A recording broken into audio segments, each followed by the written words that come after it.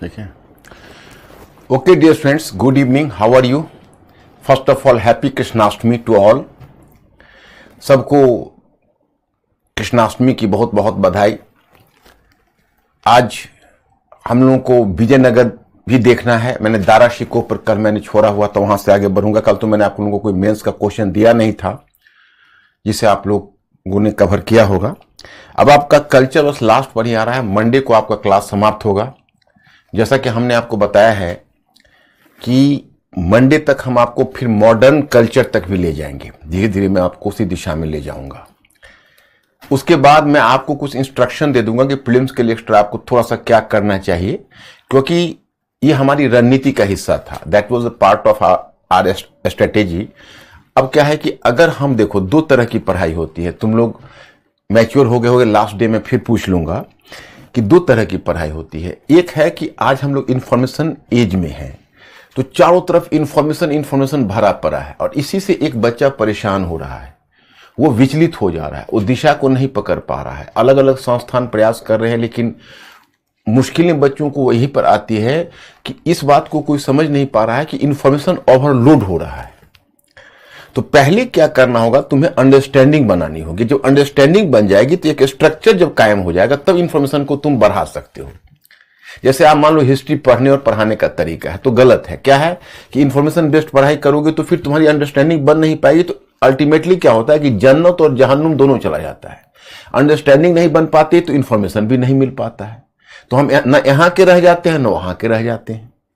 तो उसमें सबसे बेहतर है कि हमने जो आपको मेंस का 100% वर्क को अपने दिमाग में लेकर चला हूं और मैंने 60% प्रीलिम्स के काम को दिमाग में लेकर चला, क्योंकि आपका प्रीलिम्स का जो क्वेश्चन 60% सॉल्व होना होगा वो इसी बेसिस पर हो जाएगा, अंडरस्टैंडिंग के बेसिस पर। और 20% क्वेश्चन के लिए तुमको बहुत थोड़ा सा अलग से एफर्ट लगाना पड़ेगा और 20% क्वेश्चंस को बस लक पर छोड़ देना होगा। वो प्रीलिम्स में मुश्किल है करना, है ना। तो इस तरह से एक व्यवहारिक रणनीति के तहत आपकी तरक्की हो जाएगी। तो चलिए पहले हमने जो क्वेश्चंस लाए हैं उसको हम कवर करते हैं और आप लोग पीछे उसको सॉल्व करते आए हो तो देखते हैं। क्वेश्चन नंबर फर्स्ट, मियां तानसेन के संदर्भ में निम्नलिखित में से कौन सा कथन सही नहीं है?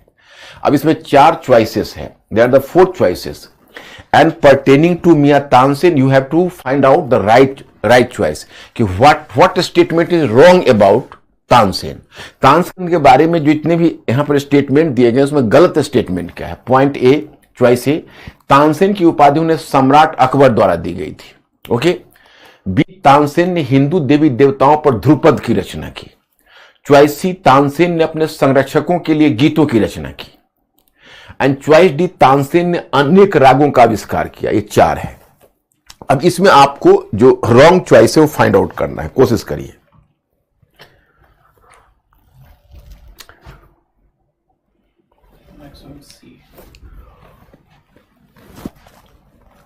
एक बार फिर गौर से देखिए तो तुक्का, जिसको कहते हैं इंटेलेक्चुअल गेस, शब्दों में इंटेलेक्चुअल गेस और लेमैन टर्म में कहते हैं तुक्का। जरा तुक्का लगाइए तो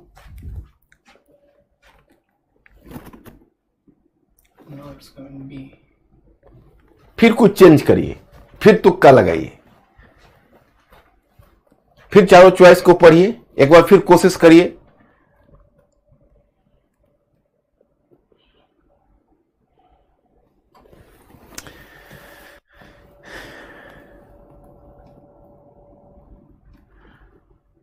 क्या आ रहा?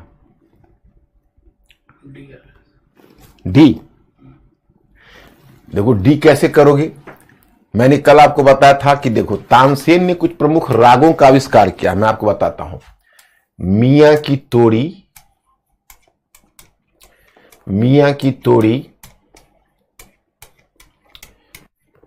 मियां की मल्हार, मियां की मल्हार और दरबारी कन्नड़।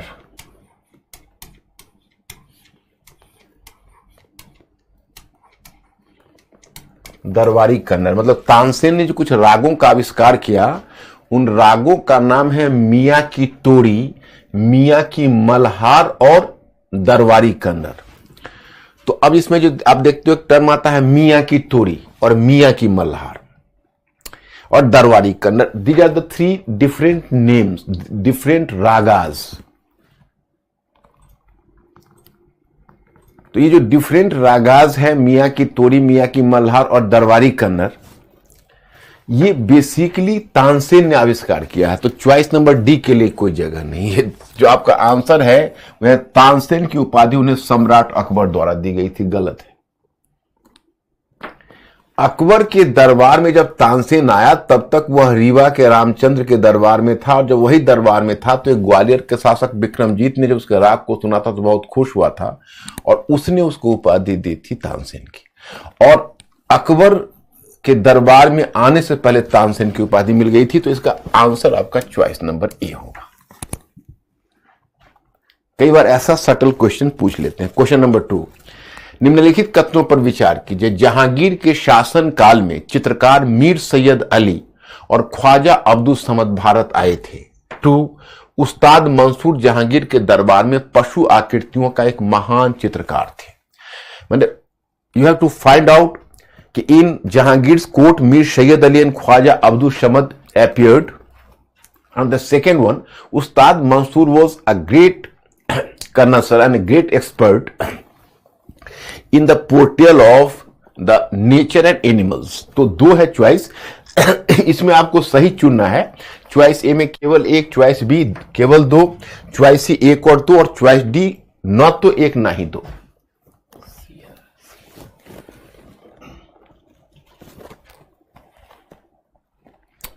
देखो मैं स्टूडेंट्स, कल मैंने आर्किटेक्चर पर क्वेश्चन पूछा था, आज मैं पेंटिंग्स पर पूछ रहा हूं और कुछ ऐसी चीजों पर जो आर्ट पर ही।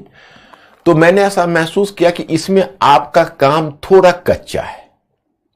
मतलब इसमें आपने रिवीजन वर्क ढंग से नहीं किया। हो सकता है कि आपका इन्वॉल्वमेंट कहीं और हो सकता है कि आप कुछ दूसरे काम में ज्यादा बिजी हो। मेरा रिक्वेस्ट एक बार यह है कि आप एक बार इस बात को मतलब आप मान कर चलिए कि आपको फिर विशेष रूप से तैयार होना है और इसको फिर रिवाइज करना है। जैसे मैंने आपको बताया था कि जब हुमायूं आया था तो हुमायूं अपने साथ ईरान के दरबार से मीर सैयद अली और ख्वाजा अब्दुल समद को लेकर आया था। तो ये चॉइस तो गलत हो गया फिर। और उस्ताद मंसूर जहांगीर के दरबार का वाकई में बहुत बड़ा चित्रकार था। मैंने मैटर में भी आपको दिया हुआ है। मीर सैयद अली और ख्वाजा अब्दुल समद भी आपके मैटर में होगा। तो इस लिहाजन आपका उत्तर बनता है बी, केवल 2। मिस्टर अंकुर, किसने बी किया है कि नहीं? बी इसका सही आंसर है।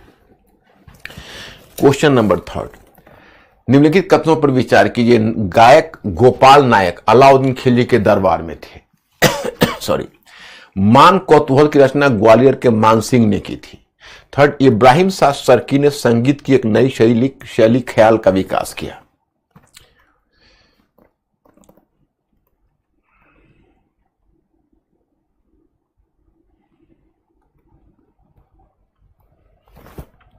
इसमें जरा ट्राई करके देखिए।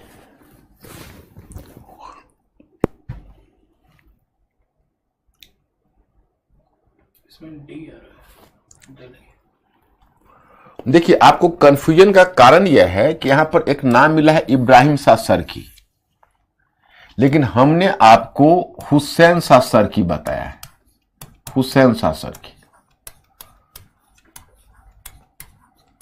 इब्राहिम शाह सर्की के समय मैंने आपको बताया है कि एक महत्वपूर्ण रचना लिखी गई संगीत शिरोमणि। तो लेकिन तब है कि इसके अगर ये क्वेश्चन में आपको अगर गलतफहमी हुई या गलती हुई तो मैं इसके लिए आपको ब्लेम नहीं करूंगा, क्योंकि बहुत क्लोज चॉइस था। शर्की ये चॉइस देने में ही गलती हुई। यहां नाम बदल कर दिया जाना चाहिए था। कोई ऐसा शासक, जैसे अगर देना ही था तो बीजापुर के शासक का नाम दिया जा सकता था कि इब्राहिम आदिल शाह ने की, तो बात पकड़ में आ जाती। लेकिन हुसैन शाह सर्की और इब्राहिम शाह सर्की इतना क्लोज चॉइस है कि अगर आपने गलत भी किया तो मैं इसको बुरा नहीं मानता हूं।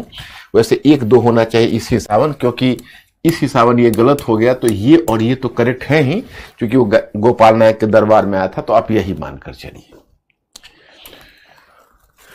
क्वेश्चन नंबर 4, निम्नलिखित में से कौन सी नवीन प्रवृत्तियां जहांगीर काल की चित्रकला में देखने को मिलती है? इस काल में पांडुलिपि चित्रकारी का प्रचलन कम हो गया तथा छवि चित्रकला का महत्व बढ़ गया। दूसरा, प्रकृति तथा पशु के चित्रण को विशेष प्रोत्साहन मिला। तीसरा, चित्रकला पर यूरोपीय प्रभाव में वृद्धि हुई। चौथा, तैल चित्रकला का विकास हुआ।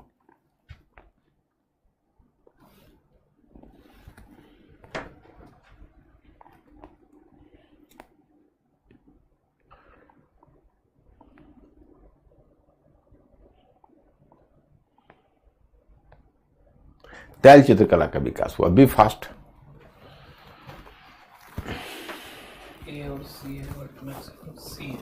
मैक्सिमम 123।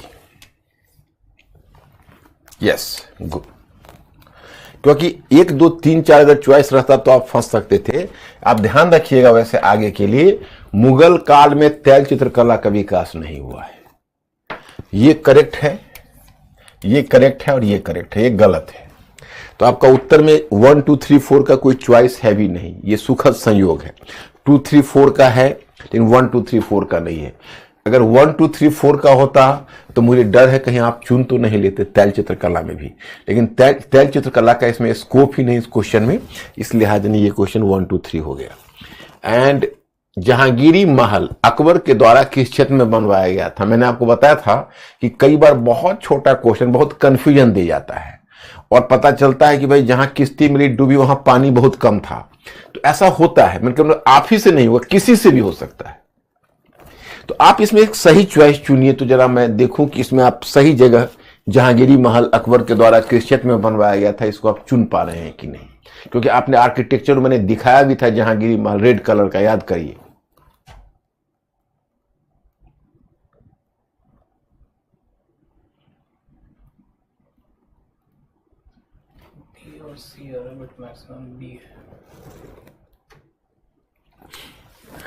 आगरे का किला, दैट इज करेक्ट, बी। इसमें डाउट आपको फतेहपुर सीकरी में हो सकता था। मैंने पहले ही आपको बताया कि इसमें कंफ्यूजन की बहुत स्कोप था, लेकिन इस कंफ्यूजन से बचना है। आपका उत्तर होना चाहिए आगरे का किला। ओके, बस समाप्त। अब चलिए मैं आपको कल जहां दारा शिकोह कवर करवा रहा था वहीं से मैं आगे बढ़ता हूं।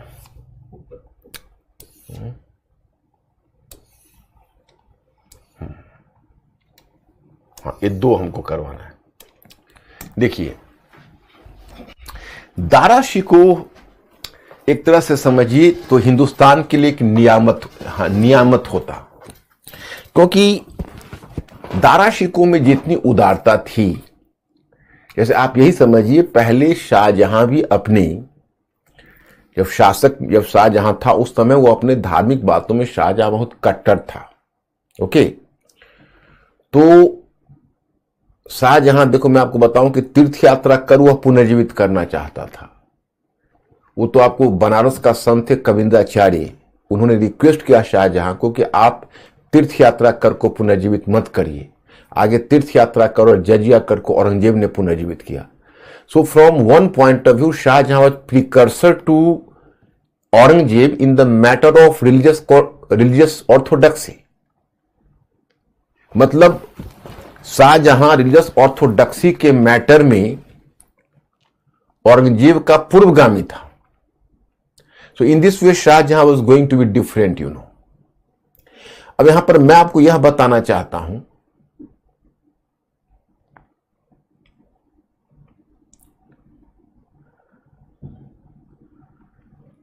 मैं इस संदर्भ में आपको यह बताना चाहता हूं कि just try to understand and observe this point. और दारा शिकोह बाद में शाहजहां के व्यक्तित्व पर, दारा शिकोह और उसकी पुत्री जहान आरा बेगम के व्यक्तित्व का प्रभाव पड़ा, और दोनों धर्म के बातों में काफी उदार थे, इसलिए शाहजहां का व्यक्तित्व भी बदल गया। मैं आपको बताऊं कि दारा शिकोह जब यूथ था, जब वह प्रिंस था, क्राउन प्रिंस था, शाहजहां ने जब उसको वली अहद की उपाधि दी थी और अपने दरबार में अपने चेयर के बगल में उसका चेयर स्थापित किया था, उसका सिंहासन, छोटा सा सिंहासन, क्राउन प्रिंस की उपाधि दी थी उसे, और उसके जात रैंक को भी बढ़ाया था। मंसौरदारी में आपको बता चुका हूं 40,000 से बढ़ा के 60,000 किया था। उस समय वो धन के मामले में इतना उदार था कि बनारस से उसने पंडितों को बुलाकर, जिसके हेड कविंदाचार्य थे, और 52 उपनिषदों का अनुवाद करवाया था फारसी में। और उन 52 उपनिषदों जिसका उसने अनुवाद करवाया था, उसका नाम रखा गया था सीरर-ए-अकबर। सीरर-ए-अकबर उस अनुवाद का नाम था। स्वयं उसने योग वशिष्ठ का अनुवाद किया था। मैं आपको बताऊं कि 2021 का प्रश्न बता रहा हूं। यूपीएससी में होता क्या है कि कोई अगर रिप्रेजेंटेटिव या स्टैंडर्ड बुक आती है तो कई बार उस स्टैंडर्ड बुक पर प्रीलिम्स में भी क्वेश्चन फॉर्म हो जाता है। तो 2021 में एक बुक मुजफ्फर आलम की आई हुई थी सूफिज्म के ऊपर। उसमें एक चैप्टर दारा शिकोह पर था। तो उसमें एक मुद्दा उठाया हुआ था मुजफ्फर आलम ने कि जब अकबर के समय निजामुद्दीन पानीपती नामक विद्वान ने योग वशिष्ठ का फारसी में अनुवाद किया था, तो दारा शिकोह ने दोबारा अनुवाद क्यों किया? तो उन्होंने बताया हुआ है कि एक्चुअली दारा शिकोह अपने आप को हिंदुस्तान के भावी बादशाह के रूप में तैयार कर रहा था। अब सोचिए, हिंदुस्तान के भावी बादशाह के रूप में वो अपने आप को तैयार कर रहा था।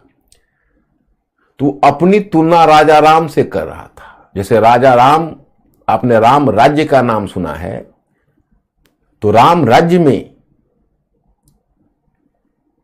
कोई भेदभाव नहीं था। वो उसी तरह का आदर्श उसके मन में था अपने लिए, अपने शासन के लिए। तो योग वशिष्ठ क्या है? योग वशिष्ठ यह है कि वशिष्ठ राम के गुरु थे और राम को वशिष्ठ ने, गुरु वशिष्ठ ने राम को, जब राम का सिंहासनारोहण होने वाला था, हालांकि दुर्भाग्यवश वह नहीं हो पाया, जब राम का सिंहासनारोहण होने वाला था तो वशिष्ठ ने उनको शिक्षा दी थी कि एक आदर्श शासक को किन बातों का पालन करना चाहिए, और राम ने उन्हीं बातों का पालन करने का निर्णय लिया। लेकिन दुर्भाग्यवश वो उस समय उनको गद्दी नहीं मिल सकी और वनवास हुआ। तो वह जो ग्रंथ है उसमें वशिष्ठ के द्वारा राम को एक योग्य शासक और एक आदर्श शासक को किन शर्तों को पूरा करनी चाहिए, ये शिक्षा दी गई। और दारा शिकोह ने उसका अनुवाद करके यह दर्शाने का प्रयत्न किया कि मैं भी वशिष्ठ के कही गई इन बातों का अनुसरण करना चाहता हूं। लेकिन उसका भी दुर्भाग्य रहा कि औरंगजेब ने उसे गद्दी नहीं लेने दी। तो ये बात मुजफ्फर आलम ने लिखा। अब मैं आपसे इसलिए शेयर कर रहा हूं कि ठीक उसी बार जब प्रीलिम्स का मैं क्वेश्चन देखा तो मैं हतप्रभ रह गया कि देखो, जो भी क्वेश्चन सेटर है मुजफ्फर आलम की इस बुक को पढ़ा हुआ था। क्योंकि हम लेटेस्ट बुक लेते हैं, हम पुस्तकों का संसार बुक रिव्यू भी प्राय टाइम टू टाइम करते थे। क्योंकि नई बुक पढ़ना मेरा शौक है और खास के हिस्ट्री का बुक तो मेरा सब्जेक्ट भी है एक्सक्लूसिवली, तो हम उसको विशेष, वैसे मैं और भी सब्जेक्ट के बुक्स को लेता रहता हूं और उनके टच में रहता हूं। तो उसमें क्या हुआ कि मैंने मुजफ्फर आलम की बुक ली थी लेटेस्ट, और उसके मतलब लगभग 3 या 4 महीने के बाद प्रीलिम्स का एग्जाम हुआ। तो प्रीलिम्स में मैंने एक क्वेश्चन देखा, वो ये था कि योग वशिष्ठ का अनुवाद निजामुद्दीन पानीपति ने योग वशिष्ठ का अनुवाद निम्नलिखित में किस बादशाह के काल में किया? चॉइस ए था Akbar, choice B Jahangir, choice C Shahjahan and choice D Aurangzeb. अब हाईलाइटेड जो है बच्चों, वो है दारा शिकोह को श्रेय मिलता है। और अगर दारा शिकोह ने किया तो शाहजहां के समय किया, और निजामुद्दीन पानीपति ने अकबर के समय किया, और वहां पर निजामुद्दीन पानीपति दिया हुआ था, चॉइस अकबर हो जाना चाहिए। और बहुत सारे स्टूडेंट्स दारा शिकोह मानकर और उसको लगा दिया। मैंने सोचा कि भाई दारा शिकोह को श्रेय दिया जाता है, लेकिन शायद निजामुद्दीन पानीपति नहीं किया होगा और फिर वो शाहजहां लगा देता है। तो इतना क्लोज ऑब्जर्वेंस कभी कभी प्रीलिम्स के क्वेश्चन का होता है। अब समझ सकते हो आप कि जो क्वेश्चन सेटर होता है वो बहुत लेटेस्ट करंट में होता है, इसलिए प्रीलिम्स में हमेशा करंट पर नजर होना आवश्यक होता है, चाहे वो कोई भी विषय हो। तो चलो ये बात हुई। अब यहां पर मैं आपको बताता हूं कि उसने दारा शिकोह ने मज्म उल बहरीन का सिद्धांत दिया। जैसे एक सूफी संत थे मोहम्मद गौस, तो मोहम्मद गौस का सिद्धांत था जिसका नाम था बहर उल हयात। बहर उल हयात का मतलब है कि जितने भी धर्म है एक ही मुकाम पर मिलते हैं, सबका सार एक है। और दारा शिकोह ने उसी को आधार बनाकर लिखा मज्म उल बहरीन। मज्म उल बहरीन का मतलब है कि सारी नदियां उसी समुद्र में मिलती है, मतलब वो भी धार्मिक सद्भाव की बात की है। तो देखो मैंने इसको कैसे डील किया है कि पिछले लगभग 600 वर्षों तक साथ साथ रहते हुए हिंदुस्तान में हिंदू और मुस्लिमों ने जो गांगी जमुनी संस्कृति का विकास किया, गंगा यमुनी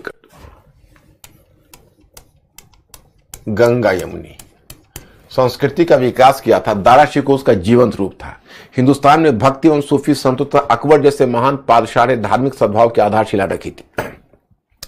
दारा शिकोह ने न केवल उस विरासत को स्वीकार किया बल्कि उसे और भी आगे बढ़ाने का प्रयास किया। दारा शिकोह सूफी संत मोहम्मद गौस के दर्शन से बहुत प्रभावित था। मोहम्मद गौस के द्वारा बहर उल हयात का सिद्धांत दिया गया था। इसका सार था कि सभी धर्म के मूल भाव में एकता है। दारा शिकोह ने इसको आधार बनाकर मज्म उल बहरीन समुद्रों का मिलन का सिद्धांत दिया। मध्यकाल में जब लोग धार्मिक उन्माद से ग्रस्त थे तब दारा शिकोह के द्वारा विभिन्न धार्मिक पंथों के बीच एकता का सूत्र खोजने का प्रयास अपने आप में एक बड़ी उपलब्धि था। उसने अपने विचारों को केवल मनन और चिंतन तक ही सीमित नहीं रखा बल्कि उसने हिंदू शास्त्रों का अध्ययन कर हिंदू धर्म के मन को समझने का प्रयास किया। वो हिंदू विद्वानों के संपर्क में आया और फिर भागवत गीता और योग वशिष्ठ जैसे संस्कृत के ग्रंथों का फारसी में अनुवाद किया था। साथ ही उसकी देखरेख में 52 उपनिषदों का फारसी में अनुवाद किया गया। इसे सीरत अकबर का नाम दिया गया। इस प्रकार अकबर ने हिंदू मुस्लिम संप्रदाय के बीच समन्वय का जो सूत्र खोजा था, दारा शिकोह ने उस सूत्र को मजबूत बनाने का प्रयास किया। मतलब कि जैसे देखो, अब अकबर का क्या है कि अकबर ने हिंदू मुस्लिम एकता का सूत्र खोजा। किस स्तर पर? तो मनन और चिंतन और विचारों के स्तर पर, दीन इलाही। और दारा शिकोह ने उसे साहित्य के माध्यम से भी, ग्रंथों के माध्यम से भी उस एकता को, क्योंकि पढ़ा लिखा था, अकबर तो शिक्षित नहीं था और दारा शिकोह काफी शिक्षित था, तो उसने ग्रंथों के माध्यम से खोजने का प्रयत्न किया था। दारा शिकोह ने उस सूत्र को मजबूत बनाने का प्रयास किया। अकबर ने इबादत खाना एवं धार्मिक वाद विवाद के माध्यम से हिंदू धर्म एवं इस्लाम के बीच की एकता को समझने का प्रयास किया। दारा शिकोह ने उस एकता को बेहतर समझने के लिए शास्त्रों का अन्वेषण किया। कितना बढ़िया है दोनों। दारा शिकोह की बेहतर शैक्षणिक पृष्ठभूमि के कारण यह काम उसके लिए आसान था। अपनी उदार धार्मिक विरासत के कारण दारा शिकोह को लघु अकबर कहा गया है। ऐसा अनुमान किया जा सकता है कि यदि दारा शिकोह को हिंदुस्तान के पातशाह का पद प्राप्त होता तो हिंदुस्तान की समन्वित संस्कृति की परंपरा को एक बेहतर दिशा मिलती, परंतु औरंगजेब के सिंहासनारोहण ने मुगल दरबार की नीति में नाटकीय परिवर्तन ला दिया। भारत में 16वीं सदी के काल को किस आधार पर भारतीय पुनर्जागरण की संज्ञा दी जा सकती है? अब देखो 16वीं सदी के काल में क्या हुआ। एक बार क्वेश्चन ऑप्शनल में पूछा था शॉर्ट नोट में, तो मेरे दिमाग में ये आइडिया आया कभी आपको जीएस में पूछा जा सकता है, क्योंकि ऑप्शनल के 20% क्वेश्चन जीएस में रिपीट करते हो। तो हमें लगा कि भाई जीएस में क्योंकि 20% ऑप्शनल के जो क्वेश्चन होते हैं शॉर्ट नोट्स वो जीएस में रिपीट करते हैं, तो आई वॉज डाउटफुल कि कहीं ऐसा ना हो कि जीएस में आपको क्वेश्चन बना दे। तो मैंने बस इसको अपने ढंग से प्रयत्न किया और हमने इसको फॉर्म किया। तो 16वीं सदी अपने आप में एक महत्वपूर्ण सदी है, क्योंकि इस काल में भक्ति मूवमेंट, सूफी मूवमेंट को मुगलों के अधीन उसका विकास हो रहा है। और फिर 16वीं सदी में ही अकबर जैसा एक उदार शासक आता है जो हिंदू और मुस्लिम के बीच एकता का सूत्र खोजने का प्रयत्न करता है। और अकबर के समय ही कला का विकास होता है, साहित्य का विकास होता है और भारत की समन्वित संस्कृति का विकास होता है। इसलिए इसको भारतीय पुनर्जागरण, हिंदुस्तान का पुनर्जागरण 16वीं सदी को कहा जा सकता है इस आधार पर। तो हमने यहां पर आपको दिखाया कि पुनर्जागरण से तात्पर्य है पुनरुत्थान। यह पुनरुत्थान किसी भी क्षेत्र में देखा जा सकता है, राजनीतिक, सामाजिक अथवा सांस्कृतिक। भारत के 16वीं सदी के काल को इस आधार पर पुनर्जागरण के काल की संज्ञा दी जा सकती है कि इस काल में धार्मिक सद्भाव और सांस्कृतिक समन्वय की नीति को विशेष प्रोत्साहन मिला। 16वीं सदी में भारत में धार्मिक सद्भाव और समन्वित संस्कृति को प्रोत्साहन देने भक्ति एवं सूफी आंदोलन और अकबर जैसे पादशाह ने अहम भूमिका निभाई। 15वीं सदी में अकबर एवं नानक जैसे संतों ने ईश्वरीय एकता की बात करके मानव की एकता की ओर संकेत कर दिया। इसे जायसी जैसे सूफी संतों ने आगे बढ़ाया और प्रोत्साहन दिया। उन्होंने हिंदुओं के घरों की कहानी हिंदुओं की भाषा में कही। फिर पादशाह अकबर ने सुलह ए कुल की नीति पर बल देकर सुलह ए कुल जानते ही होंगे, एक नई मिसाल कायम की और इस काल में धार्मिक सद्भाव की नीति पर बल दिया, जब न केवल पश्चिमी एशिया और मध्य एशिया तथा अपने को सभ्य कहने वाले यूरोप में भी धर्म के नाम पर रक्त बहाया जा रहा था। देखो, कहीं पर भी अगर आपको अकबर की तारीफ में लिखनी होगी तो आप इस बात को ध्यान रखना कि सिर्फ यही नहीं कि अकबर ने धार्मिक सद्भाव की नीति अपनाई, बल्कि अकबर ने उस समय धार्मिक सद्भाव की नीति अपनाई जब न केवल पश्चिम एशिया और मध्य एशिया में बल्कि दुनिया को सभ्य बनाने का दावा करने वाले यूरोप में भी धर्म के नाम पर रक्त बहाया जा रहा था, रोमन कैथोलिक और प्रोटेस्टेंट। तो वहां पर धर्म के नाम पर रक्त बहाया जा रहा है, उस समय अकबर ने धार्मिक सद्भाव की नीति अपनाई है। पुनर्जागरण का यह तत्व सांस्कृतिक क्षेत्र में भी देखा जा सकता था। हिंदुत्व एवं इस्लाम की गंगा जमनी हिंदुत्व एवं इस्लाम की गंगा जमनी संस्कृति कला एवं साहित्य में भी व्यक्त हुई।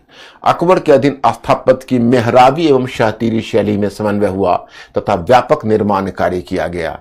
यही समन्वय चित्रकला एवं संगीत कला के क्षेत्र में भी देखा जा सकता था। चित्रकला के क्षेत्र में दशवंत एवं मीर सैयद अली जैसे चित्रकार तथा संगीत के क्षेत्र में तानसेन एवं बैजू बावरा जैसे महान गायक 16वीं सदी की उपलब्धि है।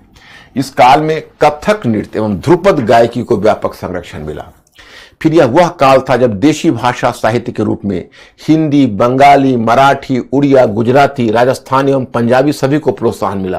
मतलब देशी भाषा का तो विकास हो रहा है। इसमें भक्ति आंदोलन का महत्वपूर्ण योगदान रहा। हालांकि यह सही है कि 16वीं सदी का भारतीय पुनर्जागरण यूरोपीय पुनर्जागरण से पृथक रहा। यूरोपीय पुनर्जागरण की तरह इसमें तर्कवाद का तत्व उतना प्रबल नहीं था, तर्कवाद का, परंतु यह अपने स्वरूप में विशिष्ट एवं मौलिक था, क्योंकि यूरोप में होने वाले धार्मिक तनाव की जगह यह धार्मिक समन्वय पर बल देता था। इसलिए 16वीं सदी के भारत को पूर्व आधुनिक काल के साथ जोड़ा जा सकता है। जैसे देखो, पूर्व आधुनिक काल मैंने ये कहा, जब मैंने तुम लोगों को मॉडर्न हिस्ट्री पढ़ाया था तो याद होगा कि ब्रिटिश हिस्टोरियंस तो यही कहते आ रहे थे कि प्लासी के युद्ध के साथ भारत में आधुनिक युग आया। लेकिन उसमें एक समस्या आ जाती है, आप लोग सोच कर देखिएगा। प्लासी के युद्ध के बाद तो ब्रिटिश शासन हिंदुस्तान में स्थापित हुआ और भारत का औपनिवेशीकरण हुआ। तो जब भारत का औपनिवेशीकरण हुआ तो कुछ भारतीय हिस्टोरियंस ने माना कि भाई, जब प्लासी के युद्ध के साथ भारत का औपनिवेशीकरण हो रहा है तो हम इसको आधुनिकीकरण से क्यों जोड़ रहे हैं। और जब उन्होंने रिसर्च किया तो जैसे आप एक संजय सुब्रमण्यम तो कहते हैं कि एक ग्लोबल अर्थव्यवस्था का विकास 16वीं 17वीं सदी में हुआ था और वो ग्लोबल अर्थव्यवस्था इधर टिल्ट लिया हुआ था, इंडिया की तरफ और चाइना की तरफ, और यूरोप की सोने चांदी छन छन के हमारे यहाँ आ रही थी। और वही समय है कि अकबर जैसे पादशाह का उद्भव हुआ जिसने हिंदुस्तान में समन्वित संस्कृति का विकास किया। और आप देखते हो कला के क्षेत्र में विकास हो रहा, साहित्य के क्षेत्र में हो रहा, स्थापत्य के क्षेत्र में हो रहा। भारत में आप देखोगे कि उसमें यूरोपीय व्यापार के कारण आर्थिक रूप से भी तरक्की हो रही, कृषि के क्षेत्र में नकदी फसलों की खेती को प्रोत्साहन मिल रहा। तो अब जब इतने सारे परिवर्तन हो रहे हैं तो इनको पूर्व आधुनिक काल, अब मतलब मुगल काल को ही बहुत सारे विद्वान मुगल काल को ही पूर्व आधुनिक काल कहने लगे। तो मतलब ये मानने लगे कि ब्रिटिश हमारे में हस्तक्षेप नहीं किया होता तो हम अपनी गति से जा रहे थे और अच्छे ढंग से जा रहे थे।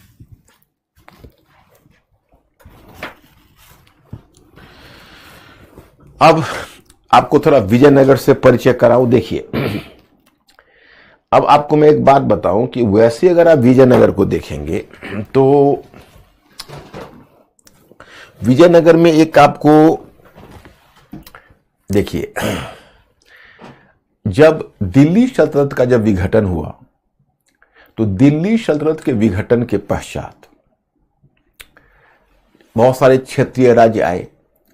तो आपको याद होगा, अब खैर अब याद होगा, अगर आप सोचने वाले प्राणी होंगे तो जरूर याद होगा और अगर आप सोचने वाले प्राणी नहीं हो तो आप बहुत जल्दी बन जाओगे। मेरा विश्वास है कि मेरे क्लास समाप्त होने के बाद भी मेरे तरीका को आप नहीं भूलोगे, आप इस तरीका को आगे बढ़ाओगे और एक से दूसरे को जोड़कर आप इंटीग्रेट करने का प्रयत्न करोगे।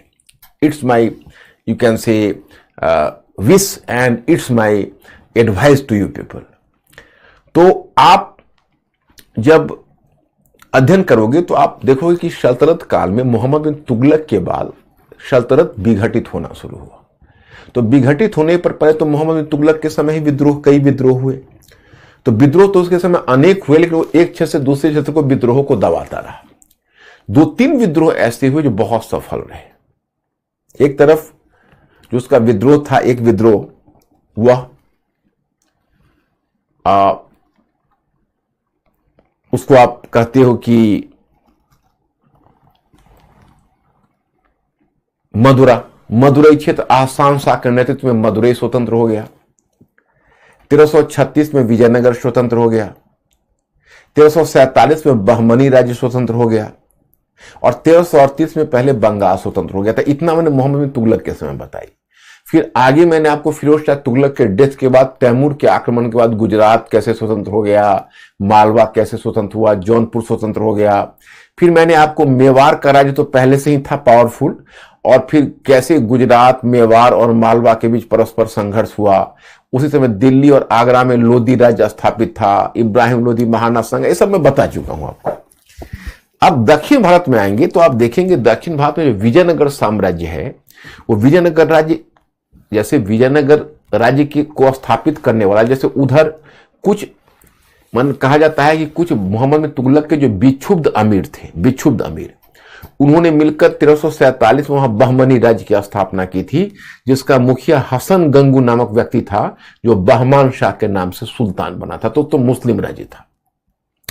इधर जब आप विजयनगर में आते हो तो विजयनगर में आप देखते हो कि विजयनगर का संस्थापक हरिहर और बुक्का जैसे 2 भाई थे, और ये संगम वंश से जुड़े हुए थे, और इनमें संगम वंश के 5 भाई थे जिन्होंने इस राज्य की स्थापना में मदद की थी। और विजयनगर की स्थापना जब 1336 में हुई तो पहले अब हरिहर फर्स्ट शासक हुआ था, 1336 से लेकर 1346 तक। तो पहला विस्तार जो विजयनगर का हुआ वो हरिहर फर्स्ट के समय हुआ, जब होयसल राज्य को जीतकर विजयनगर ने अपना पहला विस्तार किया। फिर 1356 तक शासन किया हरिहर प्रथम ने। तो हरिहर प्रथम का उत्तराधिकारी हुआ था बुक्का प्रथम, उसका छोटा भाई। तो बुक्का प्रथम ने 1356 से 1377 तक शासन किया। तो बुक्का फर्स्ट के समय बुक्का फर्स्ट का बेटा था, उसका नाम था कुमार कंपन। तो कुमार कंपन ने दक्षिण की तरफ विस्तार करके, मदुरई क्षेत्र था जहां पर पहले एक मुस्लिम शासक एहसान शाह ने उसको स्वतंत्र कराया था, तो मदुरई क्षेत्र को बुक्का फर्स्ट का बेटा ने पराजित करके, और फिर वहां पर उसने विजयनगर का एक बड़ा विस्तार किया था। तो मदुरई क्षेत्र को उसने जीत लिया था। वही बुक्का फर्स्ट का जो बेटा था कुमार कंपन, उसी ने विजय की थी। तो कुमार कंपन की पत्नी का नाम था गंग देवी। तो उसने अपने पति के विजय के उपलक्ष्य में कुमार कंपन ने उसके पति के उपलक्ष्य में गंग देवी ने एक रचना लिखी थी अपने पति के सम्मान में, जिसका नाम था मधुरम विजयम। तो 1377 तक वही रहा। फिर 1377 में आ गया उत्तराधिकारी उसका, हुआ हरिहर द्वितीय। तो हरिहर द्वितीय ने, अब देखो उस समय क्या है कि बहमनी और विजयनगर साम्राज्य के बीच निरंतर संघर्ष हो रहा है। तो पहले तो हिस्टोरियंस ने उसको बड़ा ही धार्मिक टर्म में देखा कि भाई बहमनी एक मुस्लिम राज्य है, विजयनगर एक हिंदू साम्राज्य है, तो दोनों के बीच जो संघर्ष है वो धार्मिक संघर्ष है। लेकिन ऐसा नहीं है। पहली बात तो मैं बता दूं कि बहमनी साम्राज्य भी बिना हिंदुओं के समर्थन के नहीं टिक सकता था, क्योंकि उस समय महाराष्ट्र में जहां पर बहमनी राज्य का शासन था, जैसे महाराष्ट्र से आंध्रा तक, उस क्षेत्र में मुस्लिम जनसंख्या इतनी नहीं थी कि कोई भी शासक शासन कर सकता था। तो बहमनी राज्य का कुलीन वर्ग मराठे तैयार कर रहे थे और हिंदुओं की सहायता से बहमनी शासन करते थे। तो वो अगर चाहते कि हम कट्टर इस्लामी नीति को लागू कर दे, वो लागू होने वाला नहीं था। विजयनगर को देखिए, विजयनगर में क्या था कि विजयनगर का जो शासक थे तो इनके साथ यह था कि इन्होंने धार्मिक सद्भाव की नीति इन्होंने भी अपनाई, क्योंकि बड़ी संख्या में मुस्लिम व्यापारी इनके यहां थे। फिर बाद में जैसे विजयनगर के शासक में आगे मैं बताऊंगा देवराय द्वितीय है, तो देवराय द्वितीय के समय जब उसने अमीरों की एक बैठक बुलाई, अपने जो अधिकारी थे उनकी बैठक बुलाई और यह पता करने की कोशिश की, क्योंकि विजयनगर को बहमनी बड़ा तगड़ा मुकाबला देता था और कई युद्धों में तो बहमनी ने विजयनगर को हरा भी दिया था। तो उसने यह पता करने की कोशिश की वो देवराय द्वितीय ने कि भाई विजयनगर बहमनी से मुकाबला करे और विजयनगर का पलड़ा भारी हो विजयनगर का, इसके लिए क्या करना होगा। तो उसके अमीरों ने सुझाव दिया कि इसका एक ही तरीका है कि आप मुस्लिम तीरंदाजों की नियुक्ति करिए अपनी सेना में। तो मुस्लिम तीरंदाजों की नियुक्ति करिए जब उसने कहा, तो देवराय द्वितीय ने मुस्लिम तीरंदाजों की बड़ी पैमाने पर नियुक्ति की अपनी सेना में। अब आपके यहां मुस्लिम तीरंदाज है और आपकी सेना के रीढ़ मुस्लिम तीरंदाज है, क्योंकि वो दौड़ते हुए घोड़े पर तीर बरसाते थे, उसको माउंटेड आर्चर्स बोलते हैं। तो आप धार्मिक कट्टरता की नीति कैसे अपना सकते? देवराय द्वितीय के बारे में मैं प्रिंस पॉइंट ऑफ व्यू से एक इंफॉर्मेशन आपको दे दूं कि देवराय द्वितीय के विषय में कहा जाता था कि धार्मिक मामले में वो इतना उदार था कि वो अपने सिंहासन के बगल में कुरान रखता था। अब देवराय द्वितीय कौन था बताता हूं। तो मैंने हरिहर द्वितीय कहा, तो हरिहर द्वितीय ने बहमनी को हराकर उसे गोवा, चोल और दाभोल का क्षेत्र छीन लिया था। तो हरिहर द्वितीय तक तो सफलता मिली। हरिहर द्वितीय के बाद फिर उसका डायरेक्ट कोई उत्तराधिकारी नहीं था, तो बीच में उथल पुथल हुआ, कोई रामचंद्र नामक शासक हुआ, फिर देवराय प्रथम शासक हुआ। तो देवराय प्रथम जब यहां शासक था तब वहां बहमनी में फिरोज शाह बहमनी सुल्तान था। तो देवराय प्रथम का संघर्ष फिरोज शाह बहमनी से हुआ। तो पहले देवराय प्रथम फिरोज शाह बहमनी से हार गया और दूसरी बार उसने फिरोज शाह बहमनी से जीत लिया और फिरोज शाह बहमनी अपमानित हुआ। अब फिरोज शाह बहमनी के विषय में कहा जाता है कि बहुत बड़ा विद्या व्यसनी था। वो विद्या व्यसनी का मतलब बहुत बड़ा विद्वान था, उसको अनेक भाषाओं का ज्ञान था बहमनी शासक को। और उसके बारे में कहा जाता है कि उसकी अनेक पत्नियां थी जो होती ही थी उस समय। तो उन पत्नियों से अलग अलग मूल की पत्नियां थी, अलग अलग भाषा समूह की पत्नियां थीं, और वो अलग अलग भाषा समूह की पत्नी से उसकी भाषा में बात करता था। इतने भाषाओं की जानकारी थी।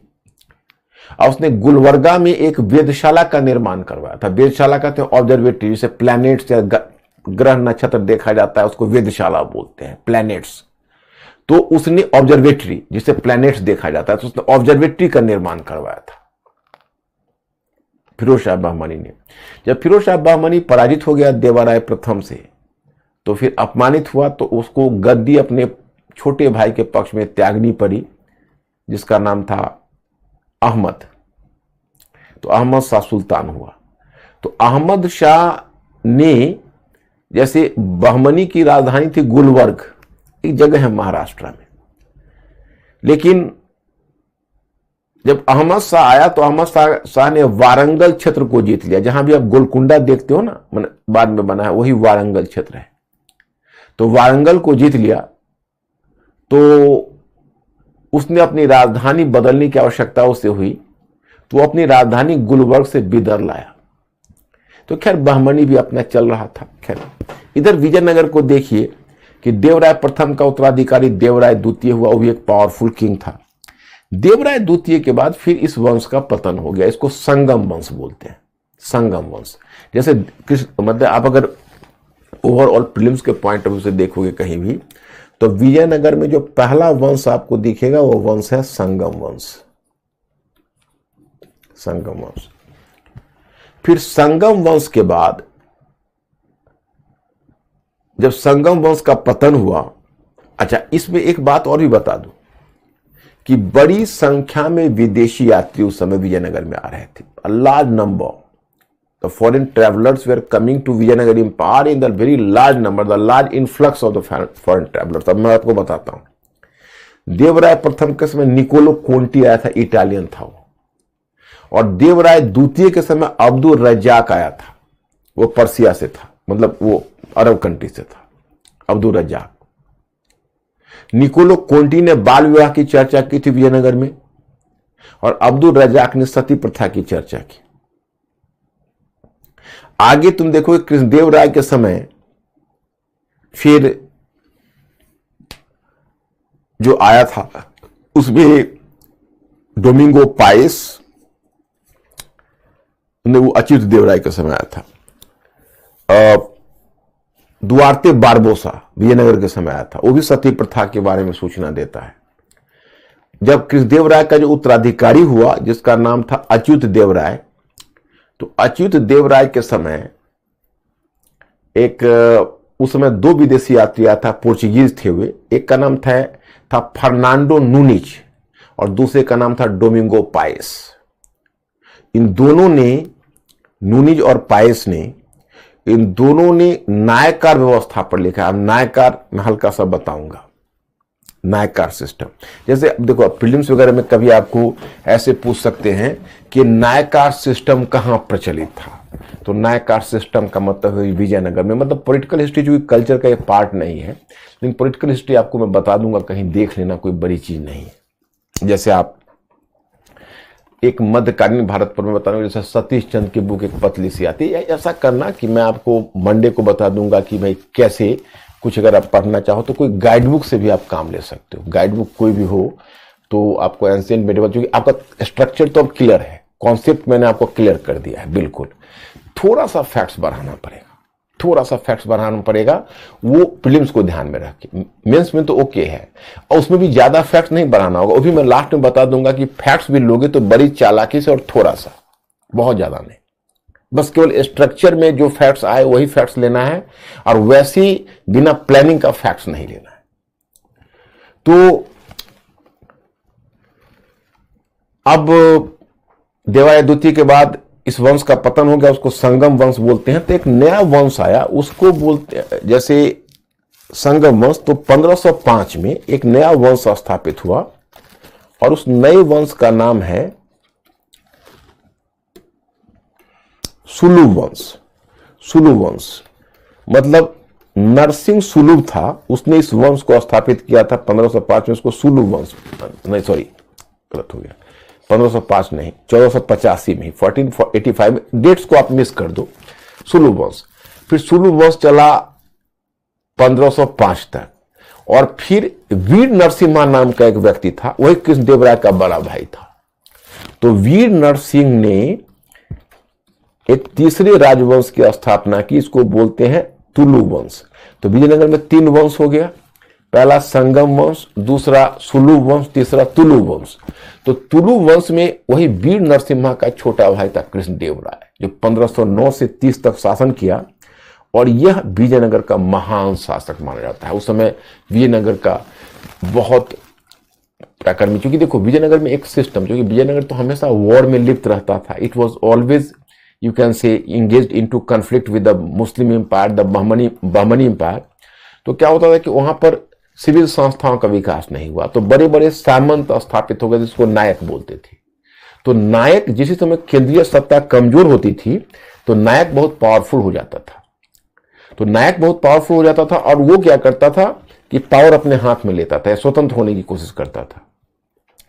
तो कृष्णदेवराय जैसे पावरफुल किंग ने नायकों पर नियंत्रण बनाकर रखा। एक तो घोड़े की सप्लाई उन्होंने अपने हाथ में रखी, जैसे पुर्तगीजों से कृष्णदेवराय ने दोस्ती की, भटकल में उसे किला बनानी थी, और बदले में घोड़े के व्यापार पर विजयनगर ने अपना, मतलब पुर्तगीजों से घोड़े की खरीदारी पर एकाधिकार कर लिया। और अब अगर नायकों को घोड़े भी मिलते थे तो विजयनगर के राय के माध्यम से, शासक के माध्यम से, तो नायक बहुत ज्यादा पावरफुल नहीं हो पाए, और जो विद्रोह करते थे कृष्णदेवराय उसको दबा देते। और फिर कृष्णदेवराय ने कला और साहित्य को भी प्रोत्साहन दिया, इकोनॉमी को भी प्रोत्साहन दिया। कृष्णदेवराय ने कृषि के विकास के लिए काम किया, सिंचाई के विकास के लिए काम किया। नई एक नगर बसाया इसको नागलापुर अपनी माता के नाम पर। तो बहुत सारा अचीवमेंट है कृष्णदेवराय का। कृष्णदेवराय का डेथ के बाद उसका उत्तराधिकारी अच्युत देवराय हुआ। अच्युत देवराय के समय अब केंद्रीय सत्ता कमजोर हो गई, क्योंकि अच्युत देवराय के समय जो किंग के पास वास्तविक शक्ति नहीं रह गई, और वही अच्युत देवराय का एक अधिकारी था जिसका नाम था राम राय। तो राम राय बहुत पावरफुल बनकर बैठ गया, राम राय। और ये जो राम राय है, वास्तविक सत्ता राम राय के हाथों में आ गई। तो 1565 में एक बड़ा प्रसिद्ध युद्ध है, शायद आप लोगों ने नाम सुना होगा, तालीकोटा का युद्ध। यही विजयनगर के लिए दुर्भाग्य रहा, तालीकोटा का युद्ध। यह विजयनगर के लिए दुर्भाग्य रहा युद्ध, क्योंकि राम राय की पॉलिसी क्या थी। हां, तब तक मैं आपको बता दूं कि बहमनी साम्राज्य टूट चुका था। 15वीं सदी के अंत तक बहमनी साम्राज्य टूट चुका था, और बहमनी साम्राज्य के टूटन पर पहले तो 5 राज्य आए, फिर 3 राज्य आए। पहले बहमनी साम्राज्य के टूटन पर 5 राज्य आए थे, अहमदनगर, बीजापुर और गोलकुंडा, बरार और बिदर, ये 5 राज्य आए। बाद में बिदर को बीजापुर ने जीत लिया और बरार को अहमदनगर ने मिला लिया, तो बच गए 3, बहमनी, बीजापुर और गोलकुंडा। तो क्या ये तीनों स्ट्रांग स्टेट थे। तो क्या हुआ कि राम राय की पॉलिसी रही थी पहले बहुत समय तक, राम राय जो मंत्री था और एक्चुअल में किंग मेकर बन गया, पावरफुल। तो कभी वो क्या करता था कि अहमदनगर और गोलकुंडा के साथ मिलकर बीजापुर पर हमला कर देता था। कभी बीजापुर को अहमदनगर और गोलकुंडा के अगेंस्ट में कभी वो अहमदनगर के अगेंस्ट में बीजापुर को भड़का देता था, और फिर अहमदनगर और गोलकुंडा के से मिलकर बीजापुर पर हमला कर देता था। इसी पर धीरे धीरे तीनों दक्षिणी मुस्लिम राज्य उसकी इस राजनीति को समझ गए, और 1565 में तीनों ने मिलकर विजयनगर से मुकाबला किया। 1565 में बहुत भयानक युद्ध हुआ, तालीकोटा का युद्ध। उसी तालीकोटा के युद्ध में तीनों राज्यों ने संयुक्त रूप से विजयनगर को पराजित कर दिया, और विजयनगर को पराजित करके और वही जो उसकी राजधानी को लूटा। मैं जब हम्फी में गया, और जब मैं हम्फी जो उसका कैपिटल था विजयनगर का, तो उसका हम्फी में उसकी सांस्कृतिक गौरव देखकर मैं अचंभित था। मतलब बहुत उसका जो आर्किटेक्चर है, मैं आपको भी दिखाऊंगा, बहुत बेहतरीन आर्किटेक्चर। जब आमने सामने देखो तो उसका एक अलग इफेक्ट होता है। लेकिन हमारे आंखों से आंसू ये देखकर गिर गए कि बाद में जब तालीकोटा के युद्ध के बाद, तो राम राय तो युद्ध मैदान में मारा गया, और राम राय का बेटा था, तिरुमल उसका नाम था, और उस समय शासक था सदाशिव राय। तो सदाशिव राय को तो भगा दिया उसने गद्दी से, और तिरुमल ने हाथी, घोड़े, ऊंट पर जो भी धन था और महिलाएं थी, उसको लेकर वो राजधानी से निकल लिया खुद, और उधर से पराजित करने के बाद मुस्लिम सेना आई और राजधानी को जी भर कर लूटा, पब्लिक को। और सामने जो बड़े बड़े आर्किटेक्चर हैं, उन आर्किटेक्चर को ध्वस्त कर दिया। मतलब ध्वस्त क्या किया, तोड़ा हुआ है। जैसे अब हम्पी कैपिटल में मैंने देखा तो कृष्णदेव राय का जो बड़े महत्वपूर्ण आर्किटेक्चर थे, जैसे हजारा मंदिर है, विठल स्वामी का मंदिर है, तो वो सबको जहां तहां से डैमेज किया हुआ है। जैसे हजारा मंदिर, विठल स्वामी का मंदिर है, उसको भी मैंने देखा कि डैमेज किया हुआ है। तो ये जानबूझ के, चूंकि पूरे को तो तोड़ नहीं सकते, तो थोड़ा बहुत तोड़कर और राजधानी को लूट कर चले गए। उसका विजयनगर का गौरव समाप्त हो गया, और फिर वही तिरुमल शासक बन गया। उसने अपने राजवंश को स्थापित कर दिया। उसका वंश कहलाया अरविदु वंश, अरविदु।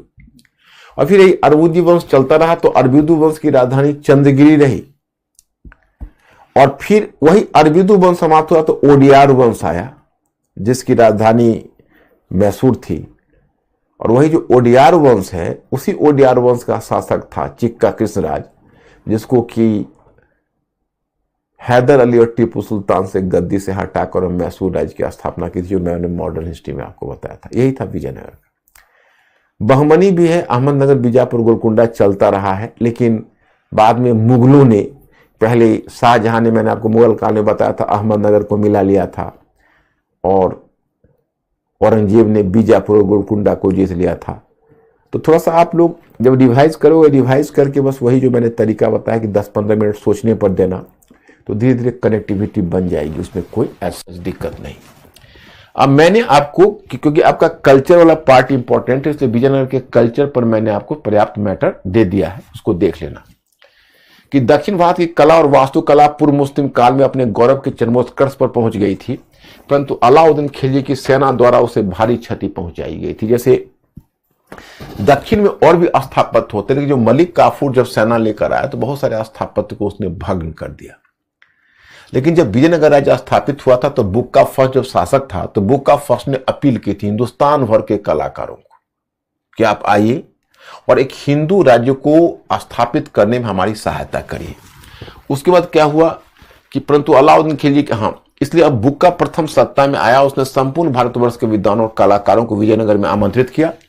स्थापत्य में द्रविड़ शैली, क्योंकि वही द्रविड़ शैली आप याद करो, द्रविड़ शैली का आधार किसने तैयार किया? पल्लव कला ने, मैंने आपको बताया। उसके बाद चोल कला का विकास वहां से लिंक करना है, और चोल कला का फर्दर विकास हुआ है विजयनगर। गोपुरम याद है आपको? गोपुरम, विजयनगर में आपको भव्य गोपुरम देखने को मिलेंगे। विकास में विजयनगर का विशेष योगदान माना जाता है। बस होता है इस काल में बड़े एवं भव्य प्रकार के गोपुरम निर्मित किए गए। इतना ही नहीं, द्रविड़ कला शैली में विजयनगर का निम्नलिखित योगदान देखने को मिलता है। प्रथम, मंडप के साथ कल्याण मंडप का निर्माण। एक फीचर है मंडप के साथ कल्याण मंडप का निर्माण, मैं आपको दिखाता हूं। देखिए, यह है कल्याण मंडप हम्पी में। ये जो कल्याण मंडप है, इसकी विशेषता क्या है पता है? इसमें देवताओं और देवियों का विवाह करवाया जाता था कल्याण मंडप में। तो एक कल्याण मंडप इसकी महत्वपूर्ण विशेषता है। दूसरा देखो,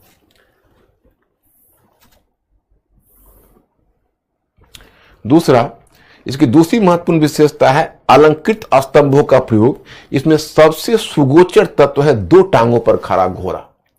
मतलब जो इसका जो स्तंभ होता था, पिलर होता था, बहुत अलंकृत होता था, और उसमें सबसे जो स्पष्ट तत्व दिख रहा है वो 2 टांगों पर खड़ा घोड़ा दिख रहा है। इस काल के कुछ प्रसिद्ध मंदिरों में हम कृष्णदेव राय द्वारा निर्मित हजारा, यानी हजारा राम नाम है पूरा, विठल साईं मंदिर की गणना कर सकते हैं।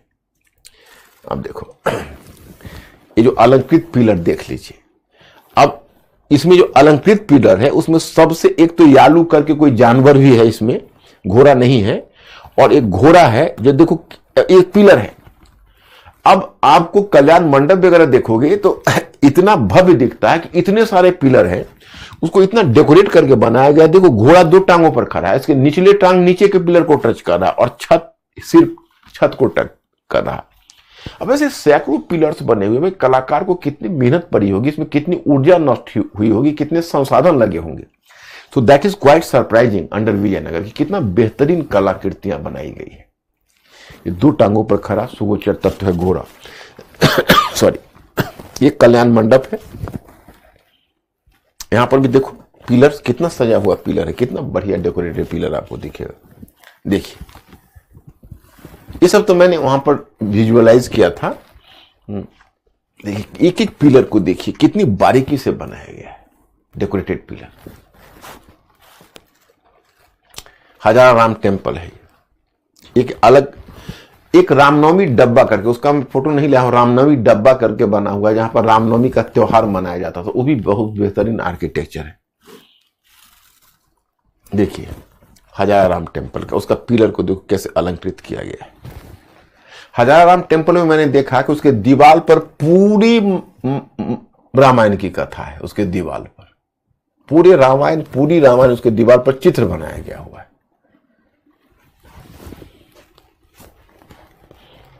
देखिए, ये जो जगह है, आप अभी भी आप देखेंगे तो 50 रुपीज नोट पर इसका फोटो है। पहले रथ का चक्का घूमता था। यह है कल्याण मंडप, सॉरी गलत हो गया, यह है गोपुरम। गोपुरम मैंने पीछे दिखाया हुआ है, आपको याद होगा, ये गोपुरम है।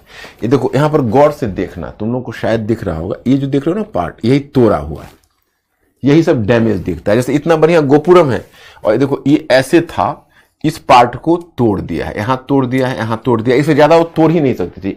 तालीकोटा के युद्ध के बाद जो लूटपाट मचाई है, उसी में इस पार्ट को तोड़ा है उसने।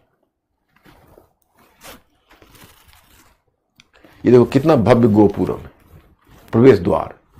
आपको मैं पीछे गोपुरम बता चुका हूं हम्पी का। जैसे जहां से प्रवेश करते हैं ना, वहीं था। हालांकि यहां भी तोड़ा हुआ था, पता नहीं पूरा दिया हुआ है क्यों, कि घुसने की जगह पर यहां पर भी तोड़ा हुआ था उसको। अब हालांकि विजयनगर की कला को द्रविड़ कला कहा गया है, परंतु उसकी वास्तुकला अगर अलग प्रकार की है, जिसमें सफलता के साथ साथ पेचीदी वस्तुएं प्रयोग की गई है। आंशिक रूप से नष्ट हुए मंदिरों की मरम्मत की गई एवं बढ़ाया गया तथा आकार प्रदान किया गया। पुराने मंदिरों के ध्वंसावशेषों के ऊपर नए मंदिरों की व्यापक योजना बनाई गई, उनका निर्माण किया गया। नवनिर्मित मंदिर आकार प्रकार में बृहद थे, इसमें एक साथ सैकड़ों हजारों भक्तगण आ सकते थे। मंदिर वास्तुकला में कई नए तत्व जोड़े गए, कल्याण मंडप या अलंकृत स्तंभ, बरामदे के बाएं किनारे पर मंडप का निर्माण आदि। गर्भगिरी और गोपुरम पूर्ववत बने रहे। अम्मन धर्मस्थान का जहां देवी का स्थान होता था, अम्मन धर्मस्थान बोलते थे। अम्मन धर्मस्थानों का निर्माण सहायक मंदिरों के रूप में किया गया। कल्याण मंडप इसलिए महत्वपूर्ण था क्योंकि उस पर विभिन्न देवताओं की आकृतियां बनाई गई, साथ ही विशेष उत्सवों की दृष्टि से भी वो महत्वपूर्ण था। स्तंभों का प्रचुरता से प्रयोग किया गया ताकि निर्माणों का आकार बढ़ाया जा सके और बृहद सभागारों का निर्माण संभव हो। स्तंभों का प्रचुरता से प्रयोग किया गया ताकि निर्माणों का आकार बढ़ाया जा सके और बृहद सभागारों का निर्माण संभव हो। वास्तुकलात्मक निर्माण अलंकृत हुआ तथा प्राचीन भारतीय मूर्तिकला का आकार देखने को मिला। 1000 स्तंभ वाले मंडपों का निर्माण विजयनगर मंदिर कला का आदर्श स्वरूप था। 1000 स्तंभ वाले मंडप का निर्माण हुआ। बताइए, स्तंभों का निर्माण इस प्रकार किया गया कि वो अलंकारिक दिखते थे। मूर्तियों के पट विभिन्न पौराणिक कथानकों को दर्शाते थे। भव्य आकार और अलंकरण वाले गोपुरम मंदिरों में प्रवेश के लिए बड़े द्वारों का निर्माण करते थे। धीरे धीरे इनका आकार एवं संख्या बढ़ती गई। रोचक तथ्य है कि धर्मनिरपेक्ष भवनों में इंडो इस्लामिक विशेषताएं पाई गई। गुंबद एवं कमल का निर्माण, जैसे कमल महल, आपको पता नहीं यहाँ पर है या नहीं, मैंने लाया, हाँ देखिए, ये भी मैंने देखा था। ये कमल महल है और लोटस महल देखिए, कमल। तो ये देखिए, ये आपको यहां पर दिखेगा। अब गौर से देखिए, आप लोग तो मेहराब को पहचानते हो। देखो, ये मेहराबी शैली में आपको दिखता है, मेहराबी शैली में। ये जो मेहराबी शैली आपको दिख रहा है और एक कमल की तरह बना हुआ है, तो इसमें भी आपको एक चीज दिखेगी, इस्लामी स्थापत्य का प्रभाव। ये धार्मिक सद्भाव है। यह वह राज्य है जो अपने आप को हिंदू राज्य कहने का दावा करता है, लेकिन जो अपने आप को हिंदू राज्य कहने का दावा करता है, उसने भी मुस्लिम स्थापत्य की शैलियों को अपनाया हुआ है। आश्चर्य होगा। आधुनिक भारत के अधिकांश प्रसिद्ध मंदिर तुंगभद्रा के दक्षिण में अवस्थित है। इसका निर्माण विजयनगर काल में ही हुआ। कुंभकोणम, कांचीपुरम, श्रीरंग, इसमें पीछे विट्ठल एवं हजारनाम मंदिर के उदाहरण है। अच्छा, फिर चित्रकला के रूप में लिपाक्षी चित्रकला का विकास हुआ। यह चित्रकला की एक विशिष्ट शैली थी, लिपाक्षी। जैसे आपको पीटी में पूछा जाता है लिपाक्षी चित्रकला किसमें, रामायण और महाभारत की कथा दी गई है, और जो लिपाक्षी चित्रकला है वो लिपाक्षी चित्रकला विजयनगर की कला है, तो उसको लिपाक्षी चित्रकला बोलते हैं। इस काल में संगीत कला का विकास देखने को मिलता है। कृष्णदेव राय और राम राय अच्छे संगीतज्ञ थे। फिर इस काल में नृत्य और संगीत को मिलाकर एक नवीन शैली का विकास हुआ, जैसे यक्षिणी शैली के नाम से जाना जाता है। यक्षिणी साहित्य, विजयनगर के शासक शिक्षा और ज्ञान के महान संरक्षक थे। जैसे देखिए, बहुत सारी भाषाओं का, आप उसमें मैटर में पढ़ लेना, बहुत सारी भाषाओं का विकास हुआ है। जैसे पहले तो विजयनगर ने संस्कृत को संरक्षण दिया। तो कहा जाता है कि वेदों पर जो ओरिजिनल टीकाएं लिखी गई, टीकाएं कहते हैं कमेंट्रीज को, वह जैसे माधव विद्यारण्य, हरिहर और बुक्का के गुरु थे माधव विद्यारण्य। उस पर कहानी हरिहर बुक्का की, कि हरिहर बुक्का पहले काकातीय शासक, वारंगल का काकातीय हिंदू शासक था, उसके दरबार में रहते थे, उसके अधिकारी थे। लेकिन 1324 में जब जौना खान मोहम्मद बिन तुगलक ने जब वारंगल को जीता, तो दोनों भाई वहां से भाग के चले आए दक्षिण में कांपिल राज्य, वो हिंदू राज्य था। जब मोहम्मद बिन तुगलक जब सुल्तान बना और उसने जब कांपिल को रौंद डाला और हिंदू राज्य को जीत लिया, तो दोनों भाइयों को पकड़ लिया और उन्हें जबरन इस्लाम धर्म में धर्मांतरित करा दिया, और यहां से लेकर दिल्ली चला गया, और दिल्ली जाकर उसे सल्तनत के अधिकारी के रूप में तब फिर दोबारा दक्षिण में भेजा। तो दक्षिण में आने के बाद उन दोनों भाई के अंदर का जो हिंदुत्व था वो वैसे भी बेचैन हुआ पड़ा था। तो ये दोनों चले गए माधव विद्यारण्य के शरण में, और माधव विद्यारण्य ने इन्हें फिर इस्लाम से हिंदू धर्म में धर्मांतरित करवाया और इन्हें पवित्र बनाया, और फिर इन्होंने तब जाकर विजयनगर राज्य की स्थापना की थी, मोहम्मद बिन तुगलक के अगेंस्ट में विद्रोह करके। तो ये कहानी है इनकी। तो माधव विद्यारण्य को हरिहर और बुक्का का गुरु माना जाता है। तो माधव विद्यारण्य का जो छोटा भाई सायन था, तो सायन के नेतृत्व में ही जो बहुत बड़े विद्वानों भी थे, चारों वेदों पर टीकाएं लिखी गई थी। और फिर आप देखोगे कि एक साहित्यकार के बारे में होता है कि सायन के नेतृत्व में बड़ी संख्या में संस्कृत विद्वानों ने धार्मिक साहित्य की रचना की, तो चारों वेद एवं कुछ ब्राह्मणों और आरण्यकों पर टीकाएं लिखी। हेमाद्रि ने धर्मशास्त्र पर टीका लिखी। हालांकि सामाजिक संस्थाओं की प्रगति में इन लेखकों का योगदान थोड़ा ही रहा। ये हेमाद्रि की टीका है धर्मशास्त्र पर। विजयनगर में अब देखिए, कृष्णदेव राय स्वयं भी एक बड़े विद्वान थे। कृष्णदेव राय के बारे में आपने पढ़ा होगा। कृष्णदेव राय ने ओरिजिनल जो तेलुगु है, क्योंकि तेलुगु ही भाषा है और तेलुगु का विकास विजयनगर दरबार में हुआ है, तेलुगु साहित्य का पुनर्जागरण कहते हैं। तो कृष्णदेव राय ने स्वयं अमुक्त माल्यदा नामक कृति लिखी, अमुक्त माल्यदा। और अमुक्त माल्यदा नामक कृति से ही पता चलता है, जो अमुक्त माल्यदा नामक कृति है उसी से पता चलता है कि कृष्णदेव राय ने संस्कृत में 5 ग्रंथ लिखे थे। उसमें एक का नाम है जामवती कल्याण। फिर आपको पता चलता है कि कृष्णदेव राय के दरबार में तेलुगु भाषा साहित्य का पुनर्जागरण हुआ था और उनके दरबार में तेलुगु के 8 विद्वान रहते थे, उन्हें अष्टदिग्गज कहा जाता था। उस अष्टदिग्गज में सबसे प्रमुख थे, अष्टदिग्गज में आप देखोगे सबसे जो प्रमुख थे वो पेद्दन नामक विद्वान। पेद्दन नामक जो विद्वान है उसने लिखा था स्वारोचित संभव, टेक्स्ट का नाम दिया हुआ है, स्वारोचित संभव और मनु चरित्र। और दूसरा विद्वान था नंदी तिम्बन, उसने लिखा परिजाता फारन। तो ये सब 2-4 नाम है, उसको देख लीजिएगा। और तेनालीराम की कहानी बचपन में हम लोग पढ़ते थे, बहुत बड़ा विदूषक थे वो। तो तेनालीराम एक विद्वान थे कृष्णदेव राय के दरबार में, उसने पांडुरंग महात्म्य नामक रचना की और इनमें तेलुगु काव्य को एक नई दिशा दी। पेद्दन को आधुनिक तेलुगु का जनक कहा जाता है। तिम्बन द्वारा लिखित प्रेम कथानक लंबे समय तक लोगों के मस्तिष्क पर ताजा बना रहा। इस समय संस्कृत साहित्य और अन्य धर्मनिरपेक्ष साहित्य का तेलुगु में अनुवाद कार्य भी बड़े पैमाने पर हुआ। इसे कृष्णदेव राय ने प्रोत्साहित किया। विजयनगर के विद्वानों का सबसे बड़ा योगदान तेलुगु में एक प्रकार के नए काव्य प्रबंध के लिए मार्ग प्रशस्त करने पर रहा है। कुछ लेखकों ने यक्ष ज्ञान की शुरुआत की, जो एक प्रकार का देशी नाटक था। जयदेव के गीत गोविंद पर राजा तिरुमल ने टीका लिखी थी। विजयनगर साम्राज्य का शासन काल कन्नड़ और मलयालम के विकास का काल भी था। इस अवधि के प्रथम कन्नड़ विद्वान मधुरा ने धर्मनाथ पूरन की रचना की। मलयालम का प्रथम प्रमाणिक साहित्यकार उन्नेलू संदेशम। ये तो टेढ़ा मेरा नाम है, आप इसको इग्नोर कर देना, ज्यादा इसके चक्कर में, फैक्ट्स के चक्कर में मत पड़ना। उधर जो मेन आपको कृष्णदेव राय की कृति है या फिर पेद्दन और नंदी तिम्बन जैसे, तेनालीराम जैसे 2-4 जो इंपॉर्टेंट विद्वान हैं उनका नाम याद रखो, बाकी को इग्नोर कर दो। कहोगे हमने दिया क्यों? तो देना पड़ता है, मजबूरी है, लेकिन मैं खुद ही कहता हूं कि ज्यादा फैक्ट्स के चक्कर में मत पड़ना। अंत में कहा, तत्कालीन समृद्ध राजकीय कला ने साहित्य और नव क्लासिकल परंपरा और रोमांटिक अभिव्यक्ति के लिए उत्साह का निर्माण किया। कवियों का यह उत्साह विद्वता काव्य के नए रूपों का प्रबंध द्व्यर्थी एवं यक्षगान के रूप में सामने आया। प्रेम भक्ति दर्शन और उपदेशात्मक तत्वों का संतुलन काव्य में बना रहा। इस समय सौंदर्य बोध अन्य तत्वों से कहीं बढ़कर कवियों के प्रमुख वन विषय एवं उद्देश्य था। अब साहित्य और कला के क्षेत्र में कृष्णदेव राय का योगदान, अब इसी पर मैंने क्वेश्चन कर दिया। एक क्वेश्चन 2016 में पूछा था यूपीएससी में। ये जो क्वेश्चन है आपको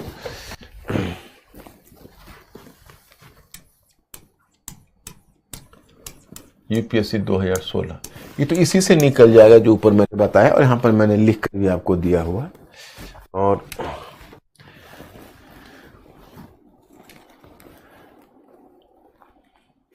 ये एक बार देख लेना आप इसको।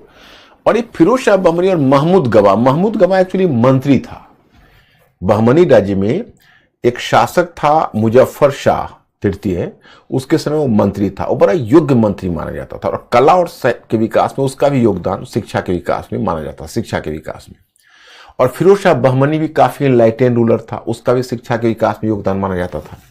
इसलिए दोनों के योगदान को लेकर तब ये क्वेश्चन बनाया गया है कि फिरोज शाह बहमनी और महमूद गवा दोनों बहमनी राज्य के योग्य प्रशासक थे। इन दोनों ने राजनीतिक और प्रशासनिक दृष्टि से तो बहमनी राज्य को मजबूत बनाया ही, शिक्षा के क्षेत्र में इन्होंने अमूल्य योगदान दिया। फिरोज शाह बहमनी वंश के सर्वाधिक प्रसिद्ध विद्वान सुल्तानों में से एक था।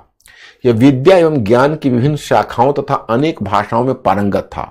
वह धार्मिक ज्ञान से अर्थात कुरान की टीकाओं, इस्लामी कानून आदि से अच्छी तरह परिचित था और वनस्पति शास्त्र, ज्यामिति, तर्कशास्त्र आदि विषयों में भी काफी रुचि रखता था।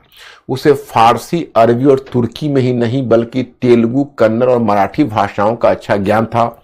वह स्वयं भी एक अच्छा आशु कवि था।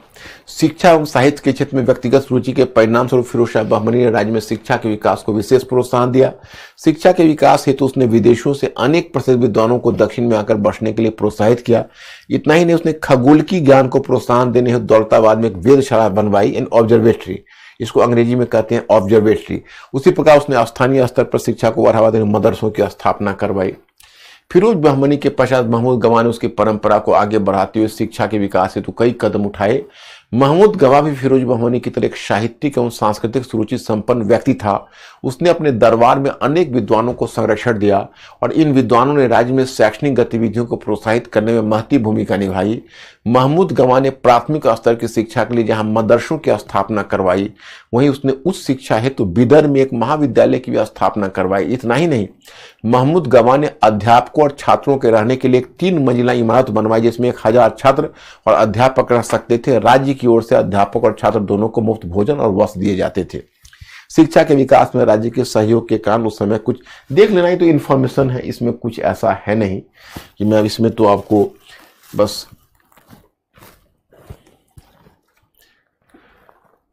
बीजापुर का सुल्तान, ये तो मैंने कल ही आपको बता दिया था, तो आपके लिए नया है। अब देखो, ये तो खैर क्षेत्रीय स्थापत्य का फिगर है, इसमें कोई खास नहीं है, ये आप इसको इग्नोर कर दो।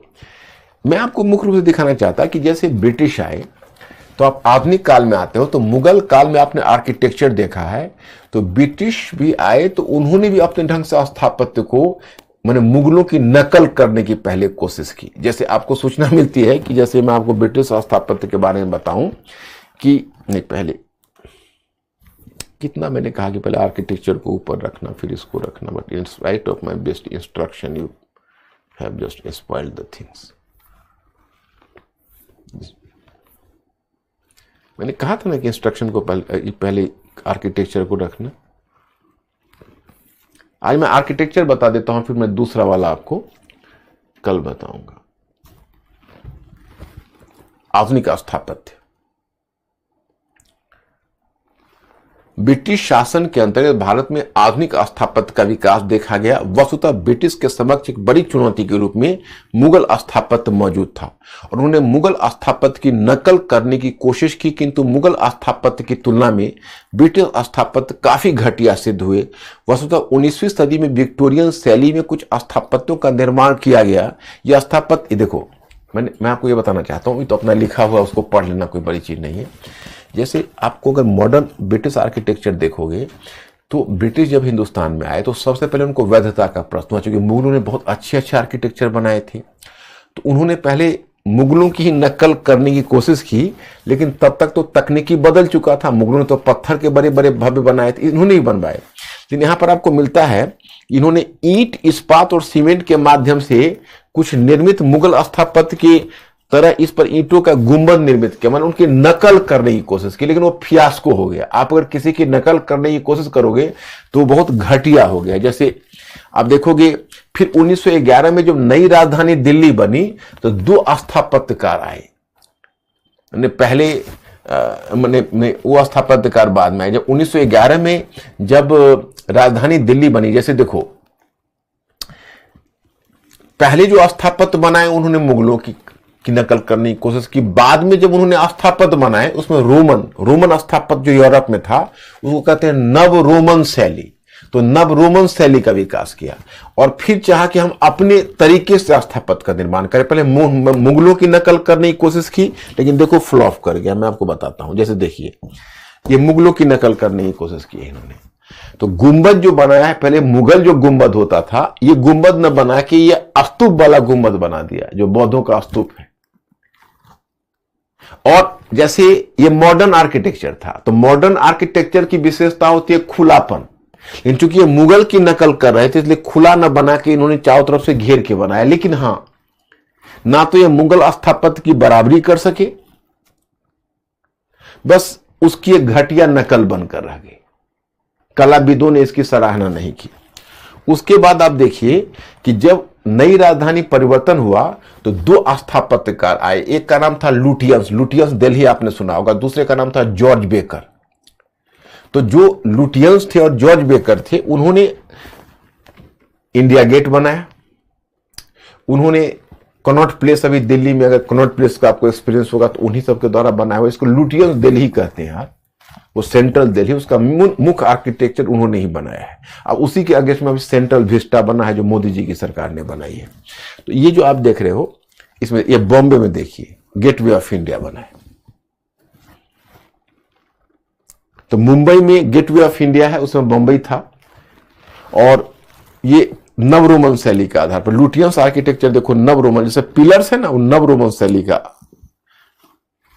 देखिए कनॉट प्लेस का ये पूरा डिजाइन बनाया था उसने। आज भी कनॉट प्लेस बहुत भूल-भुलैया लगता है।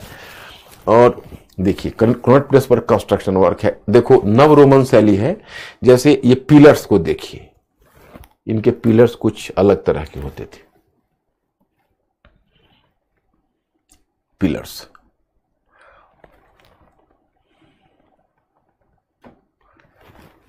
ये देखिए नव रोमन शैली, इसमें जो एरो बना हुआ है इसको देखिए। ऐसे ये लगता है जैसे आपने कभी अगर चर्च देखा होगा तो चर्च का डिजाइन आपको दिखेगा। ये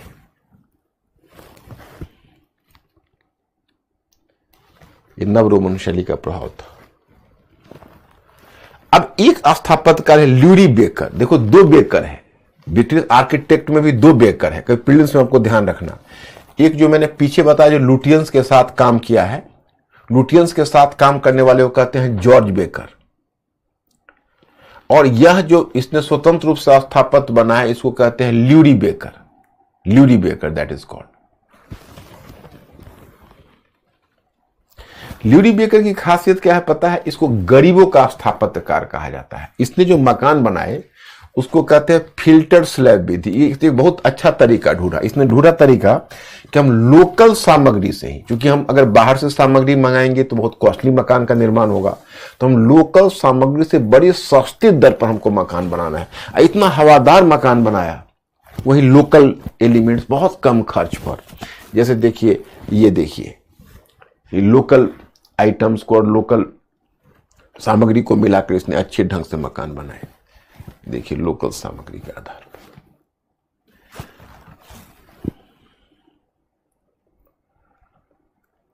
ओके, अब ये चित्रकला है, इसको देख लेना कि कुछ मॉडर्न चित्रकला ब्रिटिश के टाइम में, इसमें कुछ और ऐसा है नहीं रवि वर्मा राइटिंग से। बाकी को आप लोग ऐसे ही देख लेना। हाँ, कल मैं आपको मॉडर्न में लाऊंगा, तो मॉडर्न में कैसे कैसे, जैसे ये आर्ट, ये आप लोग पढ़ लीजिएगा, मैं ऊपर बता देता हूं टाइटल। और मैं कल और भी आपको कुछ, कल मैं क्वेश्चन भी भेजा है अजिनो को, इसी मैटर में ही है। हाँ ने उनको भेजा भी है। ठीक है, तो कल आप लोगों को क्या पढ़ के आना है मैं बता देता हूं।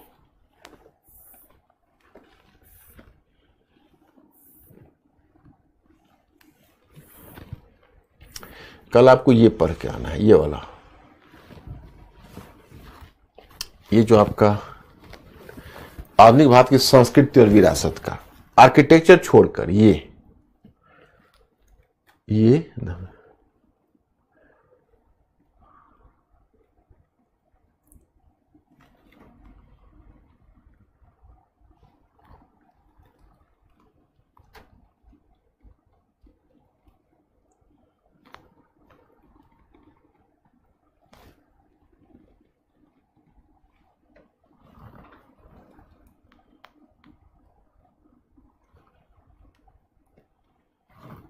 देखो, ये क्वेश्चन मैंने दे दिया।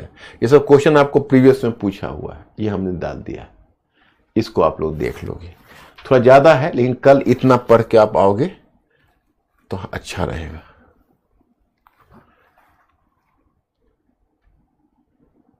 इसको आप लोग पढ़ के आना, मैं क्लास में ही याद करवा दूंगा, कोई बड़ी चीज नहीं। उसके बाद लास्ट क्लास आपका मंडे को लूंगा।